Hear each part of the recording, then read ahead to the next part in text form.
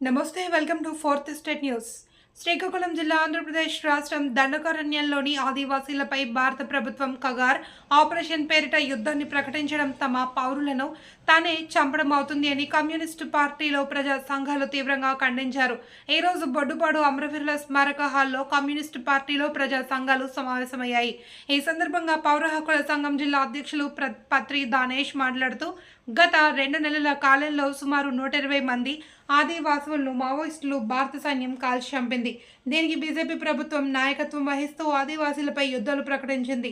CPI ML liberation party జిల్లా అధ్యక్షులు తామడ సన్యాసిరావు మాట్లాడుతూ వెంటనే ఆదివాసీలపై జరుగుతున్న యుద్ధాన్ని ఆపాలి, అక్కడ శాంతియుత వాతావరణాన్ని ఏర్పాటు చేయాలి. దేశంలో బీజేపీ ఫాసిజం వ్యతిరేకంగా దేశంలో అన్ని శక్తులు ఏకం కావాల్సిన అవసరం ఉందని అభిప్రాయపడ్డారు.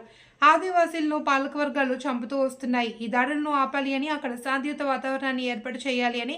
ఈ సమావేశంలో పోతనపల్లి కామేశ్వరరావు, మద్దిల రామారావు, దుష్యంతు మాట్లాడుతూ ఆదివాసీలపై జరుగుతున్న దాడులను అందరూ ఖండించాలి అని ముక్తఖండంతో ఖండించారు.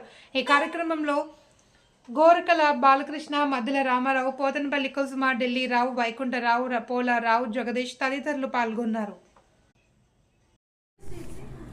భారతదేశంలో మధ్య భారతంపై భారత ప్రభుత్వం ముఖ్యంగా బీజేపీ ప్రభుత్వం యుద్ధాన్ని ప్రకటించింది. ఆ యుద్ధంలో భాగంగానే ఆదివాసీలపై హరణం అనేది, వాళ్ళ స్వయం ప్రతిపత్తిని విధ్వంసం చేసే పెద్ద కుట్ర బండింది. అది కార్పొరేట్లకు పెట్టుబడుతారు.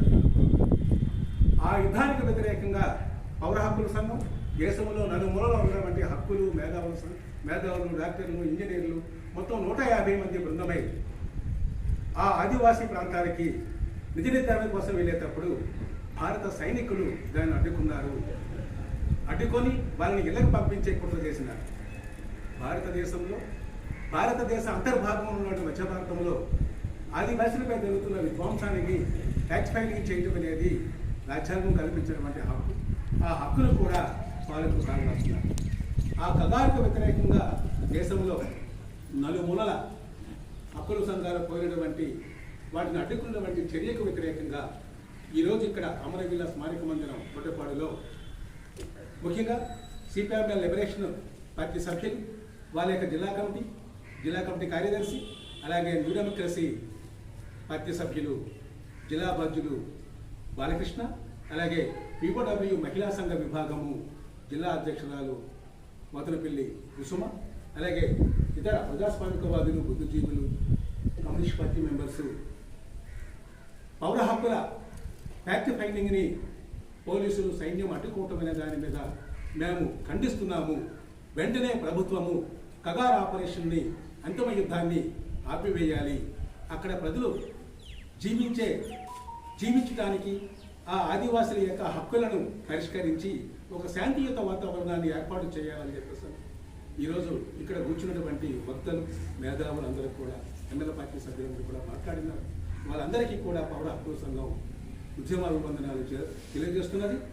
భవిష్యత్ కార్యాచరణ కూడా జూన్ 10 తర్వాత జిల్లా స్థాయిలో ఈ కగార్ ఆపరేషన్కు వ్యతిరేకంగా, ఈ దండకారణపై జరుగుతున్న యుద్ధానికి వ్యతిరేకంగా పౌర హక్కుల సంఘము ఒక విస్తృత స్థాయి సమావేశాన్ని ఏర్పాటు చేస్తున్నది.